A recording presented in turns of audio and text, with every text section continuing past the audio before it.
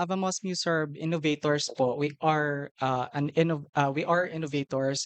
Basically, our innovation is making a biocircular adsorbent, and ito yung adsorbent na ina-apply po sa water to absorb or remove yung mga different pollutants sa water. In the water, we have three main pollutants na ina-address po namin. It's for context, it's phosphate, ammonia, and carbon dioxide. So we are removing these pollutants from water because basically, gina-produce po siya ng present po siya sa aquaculture water. And we have basically we have make maximum value. So uh, ginakip po ng mga aquaculture system na dapat hindi siya lumagpas sa maximum value because when it exceeds these maximum values, it has significant effects sa fish.